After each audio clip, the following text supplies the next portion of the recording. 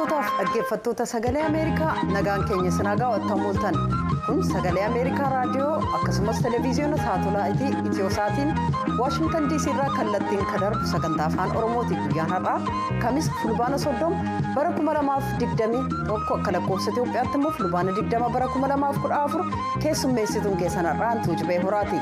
Piroodyuusariin keenya Nugusuu Taamreeti qophii keenya kanarraa keessatti biyyarraa gabaasaalee ergaman naannoo addunyaatii kan nu dhaqqabaniif asiis ka qindeessine isiniif dhiyeessina hanga xumura sagantaa keenyaatti nu waliin turuun akka nu hordoftan isin afeerraa oduu dursaa gara Bafaqaaduuttan isin dabarsa.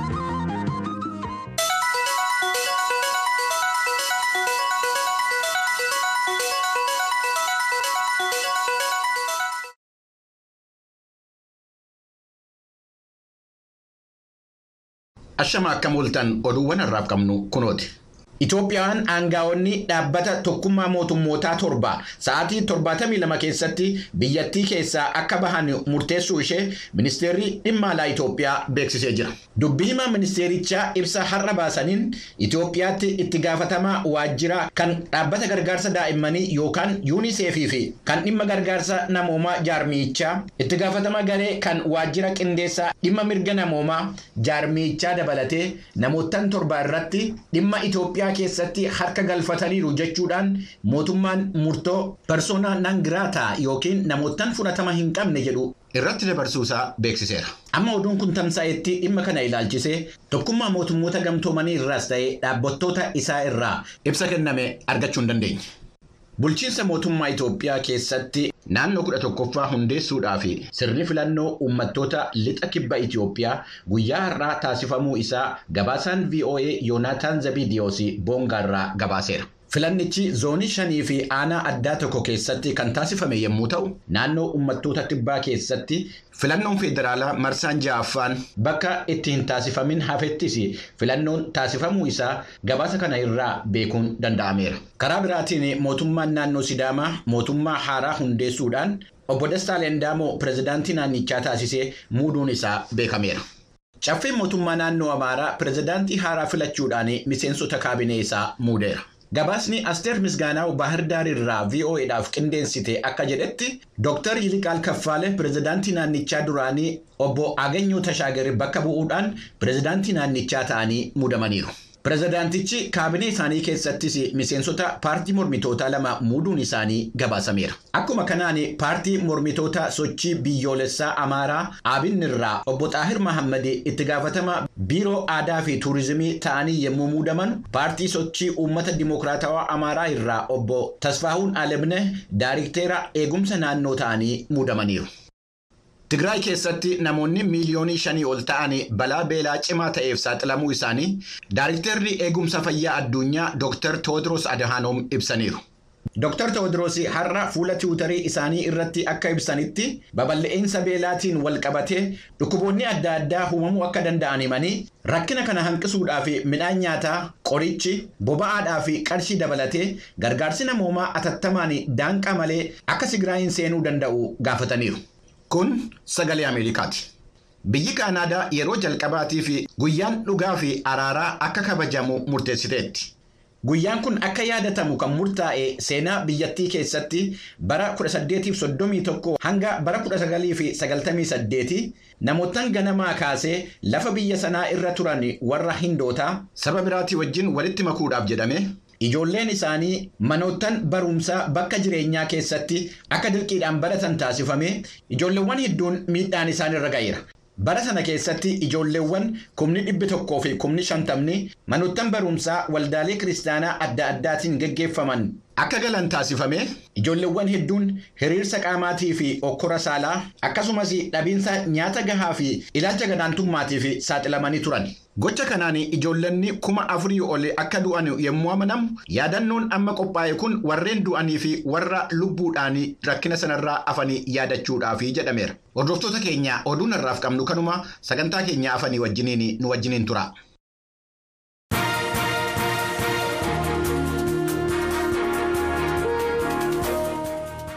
Bafaqaaduu oduudhaaf nan galateeffadhaa kan hordofaa jirtan sagalee Ameerikaa sagantaa afaan Oromooti amma gabaasattaa nutti ceena.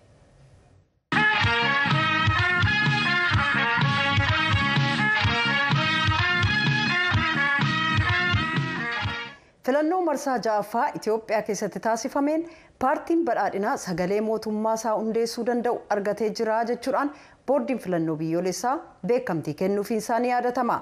Haaluma kanaanis naannoo Oromiyaa keessatti paartiin badhaadhinaa guutummaatti sagalee argachuun mootummaa haaraa fulbaana 15 bara 2014 akka lakkoofsa Itoophiyaatti hundeessee jira. Kana ilaalchisuun gabaasaan keenya Mitikkuu Faqaaduu hoogganoota paartii mormituu mootummaa haaraa kana keessaa qooda fudhataniif hin fudhatin akkasumas xiinxaltoota siyaasaa dubbisee gabaasa qindeessee qaba kunoo. Dhaabni siyaasaa badhaadhinaa naannoo Oromiyaa filannoo marsaa ja'affaa sagalee guutuu kan argate mootummaa haaraa hundeesseen pirezidaantii naannichaa dabalatee kaabinee mootummaa naannichaa caffee naannoo Oromiyaaf dhiyeessuun ragga'eera. Filannoo marsaa ja'affaa kanaan dorgomaa cimaa naannicha keessatti ta'a jedhamee kan eegamaa ture dhaabni siyaasaa Koongirensii Federaalawaa Oromoo dursee filannicha keessaa of baasuun ni yaadatama. Haala hundeeffama mootummaa haaraa naannicha keessatti gaggeeffame ilaalchisee kan gaafataman itti aanaa dura taa'aa Koongirensii Federaalawaa Oromoo obbo Mulaatu Gammachuu akkas jechuun sagalee Ameerikaaf himu. Waa'ee filmaataa odeessuuf illee rakkina guddaa yommuu ture keessatti paartiin kana keessatti dorgomanii hamma yoonaattuu iddoo hidhaa jiranitti filmaata nagaatu ta'ee biyyaana keessatti sirna haaraatu lafa qabatee jennee waayyaannu hin qabnu. Ogeessa saayinsii siyaasaa fi yuunivarsiitii Adaamaatti barsiisaa kan ta'an obbo Biraanuu Bayyanaa immoo filannoon tokko dimokiraatawaadha kan jedhamu qaamonni keessatti hirmaachuu qaban guutummaan yoo keessatti hirmaatanidha. Filannoo hirmaannaa qaama hundaa hin qabneen mootummaan hundaa'us uummata nan bulcha jedhu biratti fudhatama dhabuu malaa jedhu. Tokko qofaasaa ta'ee dorgomaa qaba jechuun dandeessu. Filannoon akkasitti raawwanne tokko dimokiraatawaa ta'uu hin danda'u. Inni kun dimokiraatawaa amma hin taanetti immoo iyyuu fudhatamummaa uummata bal'aa hin qabaatu. Yuunivarsiitii Haromayaatti barsiisaa fi ogeessa seeraa kan ta'an obbo Daawit Guddataa gama isaaniin yommuu jijjiiramni siyaasaa Itoophiyaa keessatti jalqabe abdii guddaa fidee kan dhufe yeroo muraasa booda garuu gara sodaatti jijjiiramuun dirreen siyaasaa dhiphachaa dhufuun filannoon kan gaggeeffame ta'us mootummaa haaraa amma hundaa'e guutummaa guutuutti fudhatama hin qabu jechuu hin dandeenyu jechuun yaada isaanii ibsu. Baay'ee mootummaan amma jiru legitimate miti. It's because there is element of election. Like element in the filannoo kan jedhamu filannoon hammi barbaadessa ta'u barbaadinatti hirmaatanii jiran so totally more dimokiraatikaalii karaa seera qabeessaan haaluma baay'ee dimokiraatawaa ta'een gara aangootti filannoo gaggeeffamedha gaafa jettus immoo xiqqoon ulfaataa jechuudha. Hundeeffama mootummaa haaraa naannoo Oromiyaa keessatti taasifameen hoogganaa biiroo dhimma hojjetaa fi hawaasummaa Oromiyaa ta'uun kan muudaman dhaaba ABO isaaniin hoogganamurra obbo Araarsoo Biqilaa biyya tokko waliin qabnu waliin tajaajiluu akkasumas qabsoon nuti gaggeessaa tures uummatuma kana tajaajiluu waan ta'eef gaaffii mootummaan nuuf dhiyeesse simanneerra jedhu. Waan gaariidha uummatuma keenya tajaajiluudhaaf uchi keessatti yoo hirmaanne rakkinaan qabu hajuun nus akka dhaabaatti mari'annee akkasitti irraa hirmaachuu dandeenya jechuudha. Pirezidaantiin paartii badhaadhinaa Dr. Abiy Ahmed kanaan dura miseensonni dhaabolee siyaasaa morkattootaa aangoo mootummaa haaraa hundeeffamu akka qooddatan ibsuun isaanii ni yaadatama. Kunis Itoophiyaa keessatti adeemsa haaraadha. Muudama haaraa amma mootummaan naannoo Oromiyaa dhaaba siyaasaa mormituu irraa kenneef akkamiin xiinxaltu kan jedhaman obbo Mulaatu Gammachuu namoonni dhuunfaan duruu mootummaatti ni galu. Waan haaraa kan jedhamu garuu yoo dhaabuliin siyaasaa dhimma uummata isaanii irratti walii galan jechuun ibsu. Paartii jinii walii galanii yoo mootummaa dhaabbatanidha. Namni leexaan akkuma barbaadetti isaanii jinii walii galuudhaan karaa adda addaatiin harka lafa jalaa waa hojjetanii nutti galeera jedhanii akka seenaatti odeessuun Oromoo waan kana walaba gochisiisu hin jiru. Ogeessi saayinsii siyaasaa obbo Biraanuu Bayyanaa immoo gama isaaniin namoota uummata keessatti fudhatama qabaniif muudama kennuun mootummaa fudhatama filannoo dimokiraatawaa gaggeessuu dhabuun uummata biratti dhabe karaa kana argachuuf yaaluudha jedhu. Filannoo amala dimokiraatawaa qaban lafa kaa'ee akka sanaatiin hojiirra oolchuu qaba ture. Isa kana hin goone kana waan hin gooneetiif isa sana bakka buusuudhaaf kan karaa sana uummatarraa fudhatama argachuu qabu tokko bakka buusuudhaaf amma qaamolee tokko uummata biratti karaan dura fudhatama qabu warra jedhaman kana keessatti muuduunsaa maal jechuudha kuni fudhatamummaa bituu jedhama. Dhimma waahilloota isaanii mana hidhaa jiranii irratti gaaffii akkas jedhu kan gaafataman obbo Araarsoon. Waahiloonni keessan yookaan immoo kanneen waliin qabsaa'aa turtanii baay'een isaanii erguma sinotoo wal dhabdeen uuminiyyuu mana hidhaati kan jiran carraa argattan kanaan waa'ee isaanii dubbachuuf yookaan immoo akka isaan mana hidhaatii bahaniif wanti si yaaltanii jiraata laata gara fuulduraatti. Duraanis osoo rakkoonni sun dhalatin bira waan sadii gaafachaa turre miseensarra aangoo hoogganaatti akka bilisummaa Oromootti kanneen hidhaadhaa jiran murtii akka argatanii mana hidhaatii ba'uu qaban waajjirri keenya kan cufame banamuu qabaa. Akkasumas sochii walaba ta'e Oromiyaa keessatti ABO'n gaggeessuu qaban gaafuma keenya dhaabbataa duraanis ture kana fuuldura baacarraa argannetti ammallees waanuma itti fufnee gaafannee fuulduraan furduu tahaa jechuudha. Namni maa hidhamaa miti hidhamee immoo murtii akka argachuun barbaachisuma tahaa jennee ilaalla. Biiroo amma hoogganaa taatanii muudamtan kanatti waan haaraa maal fiddanii dhuftu jedhamanii kan gaafatamanii obbo Araarsoon. Kan uummanni keenya illee maaliif kun taa'eeti ilaalaa ture waan akka malaamaltummaa hojii lafarra harkisuu uummataaf ifa tahanii hojii hojjechuu gaggeessuu hojii qulqullummaan gaggeessuu kanarratti gaa waan duraan hin turin daran gadi fageenyaan gaggeessuu qabnaa kanuma jennu qabnaa jechuudha. Naannoo Oromiyaa bakkeewwan garaagaraatti rakkoon nageenyaa jira. Akkasumas rakkoo diinagdee akka biyyaatti jiruun qaala'insi jireenyaa akkaan hammaataa dhufeeru. Yaaddoo akka biyyaatti jirudha. Waan hunda dura immoo inni kun furmaata barbaada jedhu obbo Mulaatu Gammachuu. Ilaa baay'isee nama sodaachisa. Nama mataa qabuuf nama yaaduu fi sodaa guddaatu jira biyyattiin kun gara kamitti adeemti. Karaa hundumaadhaan lolli lafa jirutti iddoo hundumaatti lafa araarri hin jirretti nagaan hin jirretti gara seechitti eessatti adeemna maal goona biyyuun gara kamitti adeemti kan jedhu nama mataa qabu nama yaaduu fi baay'ee gaaffii guddaadhaan jedhan. Daawwattootaa fi dhaggeeffattoota sagalee Ameerikaa sagantaa kanarratti yaada qaamolee mootummaa haaraa hundaa'e kana biiroo dhimmoota kominikeeshinii mootummaarraa akkasumas waajjira paartii badhaadhinaa naannoo Oromiyaa yookaan bakka bu'aa mootummaarraa yaada argachuuf yeroo garaagaraatti bilbilaanii fi barreeffamaan gaafannus yaada isaanii ibsachuuf eeyyamoo waan hin taaneef yaada isaanii asirratti galchuu hin dandeenye. Gabaasa sagalee Ameerikaaf qindaa'eef Finfinneerraa Mitikuuf Kaadu.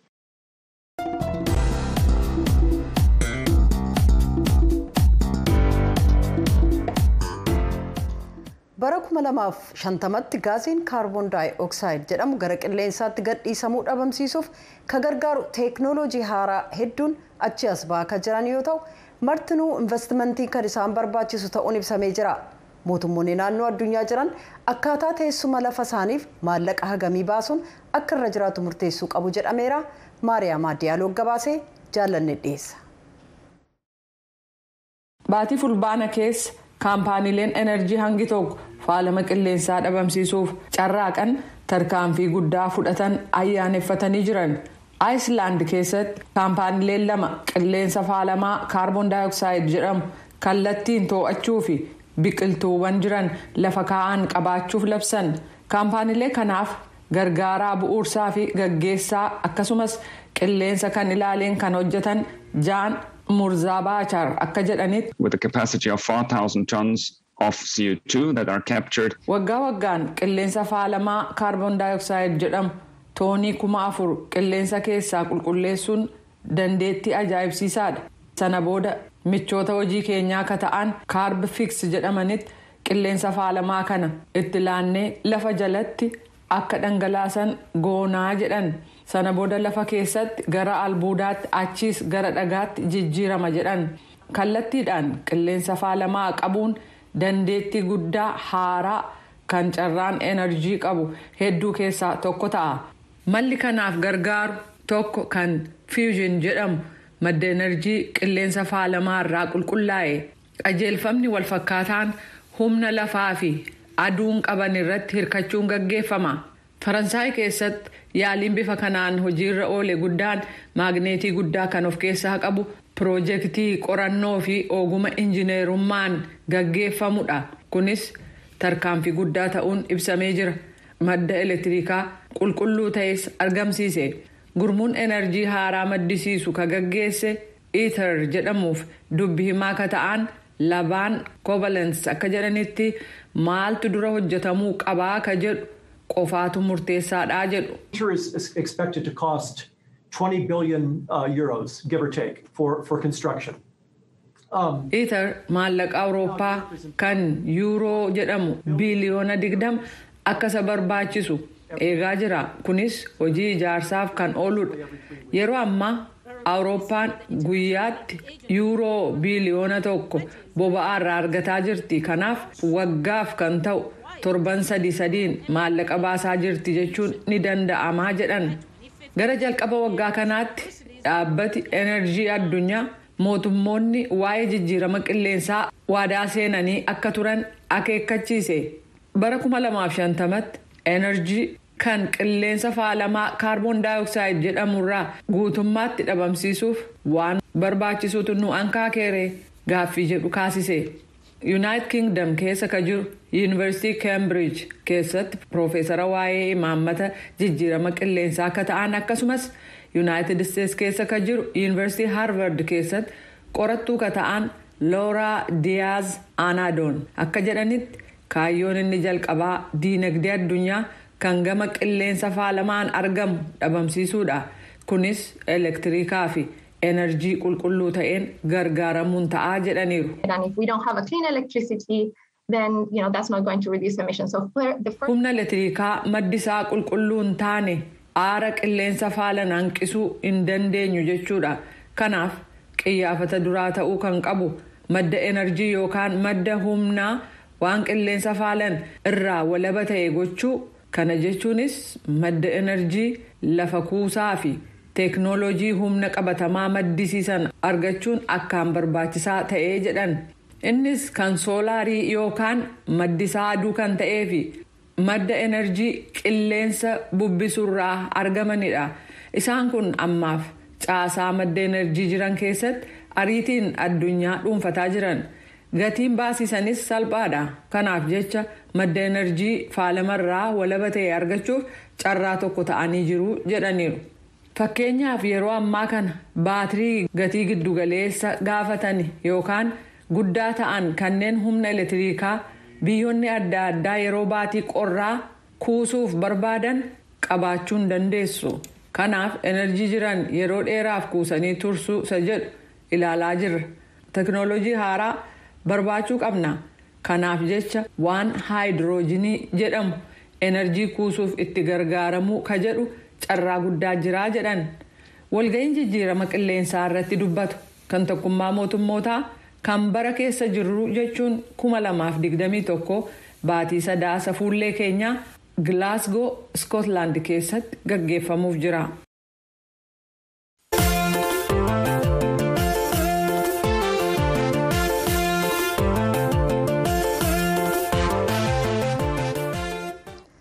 Dhukkubi saree maraachuu waggaatti namoota 2,000 ol akka ajjeesu giddugalli qorannoo fayyaa hawaasaa Itoophiyaa beeksiseera. Giddugalichatti qorataa akka ta'an Dr. Imar Mulugeetaa dhukkubi saree qalbii fuudhu kun waggaatti lammiilee Itoophiyaa 2,000 ol 700 ol ajjeesee jedhan.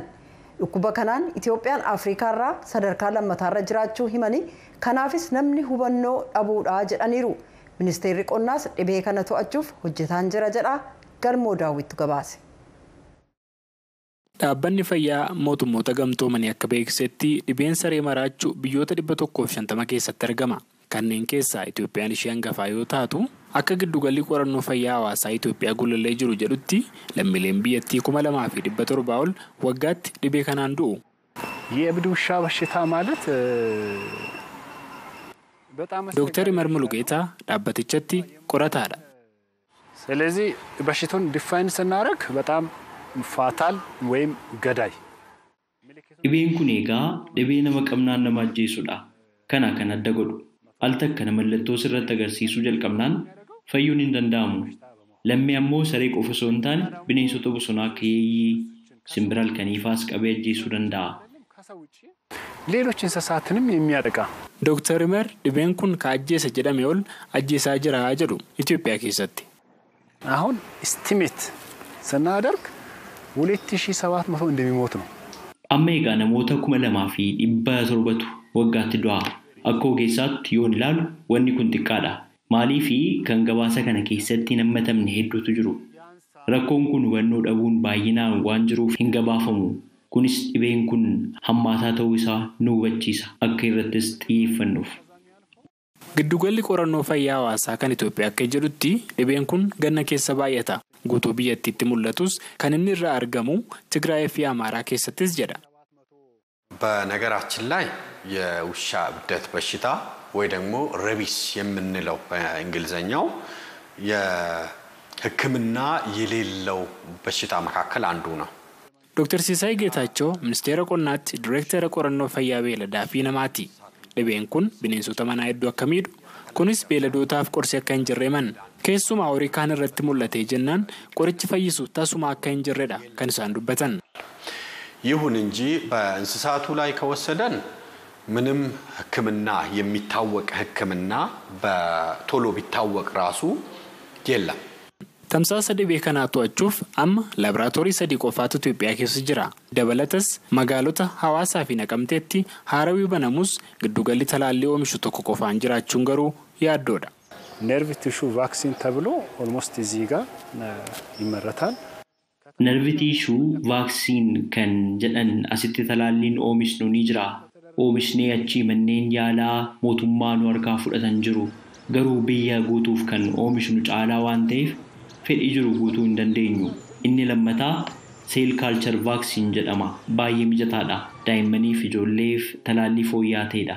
Gatiin isaa mi'aa waan ta'eef biyya kana keessatti hagas hin argamu. ሲሲቪ ቫክሲን ሴል ካልቸር ቫክሲን ነው የሚባለው እሱ በጣም ፖቴንት በጣም የተሻለ እንትን ነው እሱ በእርግጥ እኛ ሀገር ውስጥ አይመረትም። ዶክተር ሲሳይ ጌታቸው ሚኒስቴር ቆናቲ ዳይሬክተር ቆረኖ ፈያ ቤለዳ ፊናማ ዳበተ ፈያ አዱኛን ከኒፎሜ ሰገንታን ዲቤ ከነ በረኩመ ለማፍሰዱማት ለፈራ በለሱ ኢፈቴ ኢትዮጵያን ሰነ ምልኬሱፍ ሆጀታርቲ ጅረን እዛ ስትራቴጂክ እቅድ ውስጥ ትኩረት ተሰጥቶ የተቀመጠው ውሾችን የመከተብ ስራ ነው። አከቢያቲስ ዲቤ ሰሬ መራቹ ከነቶቹፍ ከሮሪ ባፈሜት ይጅራ ቃሚ ከሮረ ከናኒ ጉዳን ሰሬፍ ተላሊ ዲቤ ከና ከኑዳ ከናኒስ ወጋሸነን ዱፈንቲ ሰሬ ብየ ከይሰ ጅሩ ከይሳ ሃርከ ቱርባተመ ተላሉፍ ሆጂት ጅራ ካለን ውሻ 70% እስከ 5 ዓመት ተከታታይ መከተብ የምንችል ከሆነ ይሄ በሽታ ከሀገራችን አትሊስት በውሻ የሚመጣውን በሽታ ከሀገራችን እናጠፋለን ማለት ነው። ዶክተር ሲሳይ ዲቤ ከነ ሰሬዋን አለሌታን በበሊሳ ጅራቹ ይመኒ ከናፊስ ሰሬዋን አባይን ቀብነ ከና ለኮፍሳኔ ገድርሱዳፍ ኢትጅራ ጀቻኔ መኒ ጅሩ ገባስ ሰገሌ አሜሪካፍ ገልሙ ዳዊት ፍንፍኔ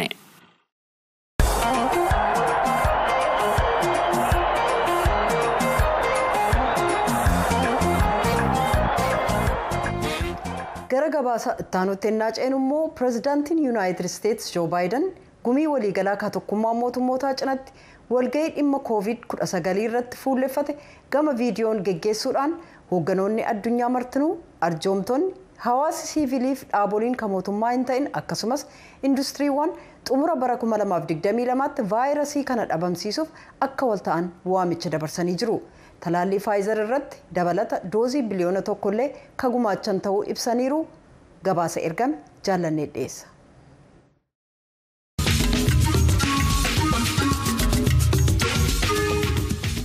Walgahii White House yeroo duraaf sadarkaa addunyaatti gaggeesse kun kaayyoonsaa namoota tajaajila eegumsa fayyaaf maallaqa gumaachan hoogganoota addunyaa hawaasa siviilii jaarmiyoota kan mootummaan ta'in yookaan NGO fi industiriiwwan hanga bara 2022tti vaayirasiin koronaa akka injifatamu gochuu irratti hiriirsuuf ture.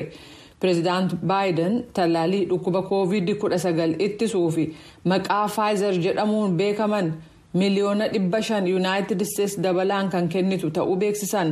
Weerara kana faccisuuf irra deebinee cichaan haa hojjannuu jedha dhaamsi pireezidaant Baayiden dabarsan. Walgahii roobii fulbaana 22 bara 2021 waa'ee COVID-19 irratti gaggeessan kanaan dhaamsi pireezidaant Baayiden hoogganoota addunyaaf dabarsan kana ture.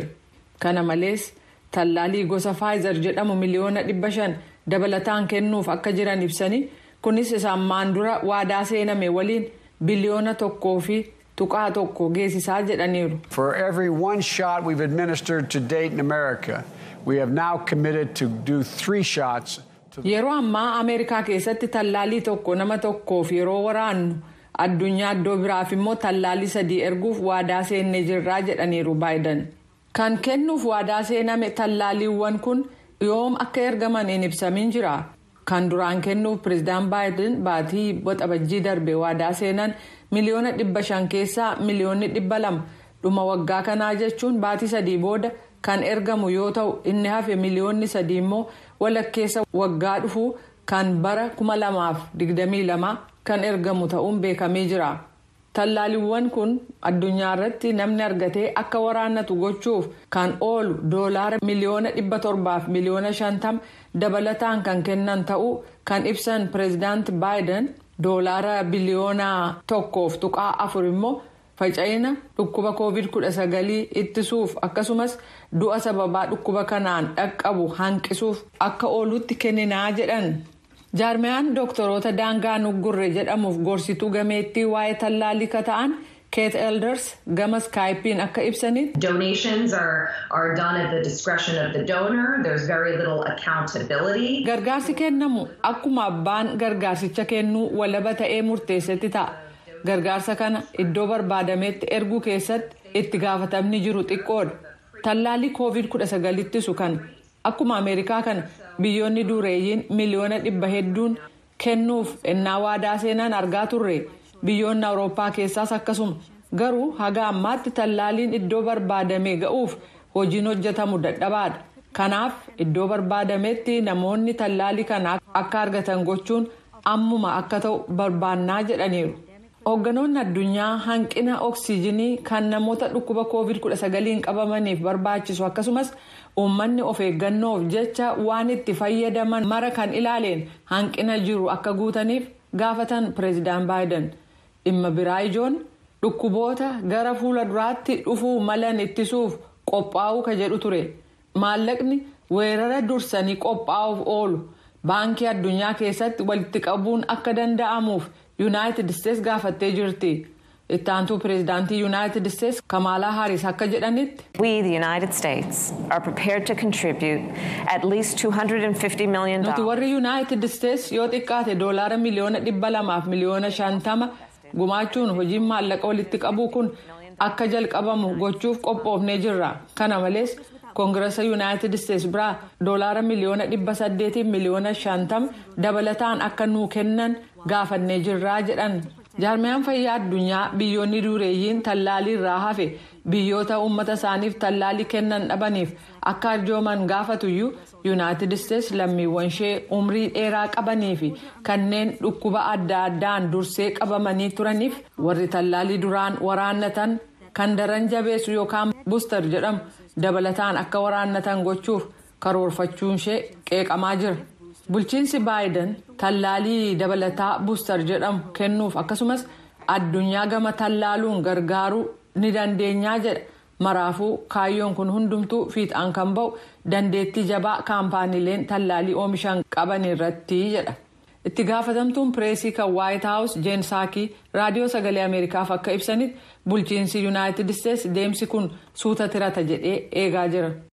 But that's never been the only battle. Garuu kun carraa tokkittii irratti fuulleeffannu miti. Deeggarsa yookaan tallaalii addunyaaf kennamu dabaluu qabna. Biyyoonni addunyaa yoo walitti dabalaman iyyuu Ameerikaa caalee tallaalii kan arjoome hin jiru. Biyyoonni humna oomishuuf qaban irratti akkasumas kana gochuufis waan isaan barbaachisu qabaachuu isaanii mirkaneessuuf jecha biyyootii waliin hojjetaa jirraa jedhaniiru Psakiin.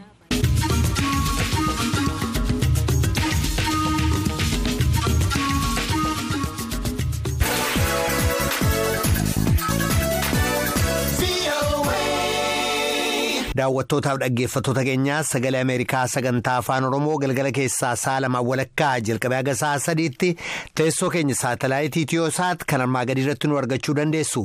VOA Itoophiyaa Channel yookaan NSS Itiyoosaat Virtual Channel 57 degrees East irratti. Lakkoofsa addaa ka sistemii Virtual Channel ammoo daawwattootaaf dhaggeeffattoota Itoophiyaa Eertiraaf Jibutiitiif 6230 ka Somaaliyaatiif 6231 ka Keeniyaatiif 6232 hordoftoota VOA 24 yookaan VOA 24 6233 akkasumas daawwattoota VOA TV yookaan TVMC duwwaajaaf 6229 kana malees marsariitii keenya VOA afaan Oromoof fuulawwan miidiyaa hawaasummaa keenyaa ka Feesbuukii, Tiwiitarii, Instaagiraamii fi Yuutuubii irratti nu argachuu dandeessu. Egaan daawwattoota